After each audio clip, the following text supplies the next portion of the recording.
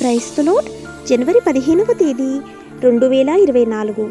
ఈరోజు దేవుని వాక్యం. అందుచేతను మీరు ఆపద్దినమందు వారిని ఎదిరించుటకును సమస్తమును నెరవేర్చిన వారై నిలువబడుటకును శక్తిమంతులగునట్లు దేవుడిచ్చు సర్వాంగ కవచమును ధరించుకునుడి.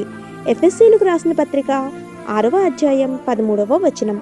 ప్రియమైన సహోదరి సహోదరులారా, మనం ఆధ్యాత్మిక యుద్ధంలో ఉన్నాం కాబట్టి మనం సర్వాంగ కవచమును ధరించుకోవాలి.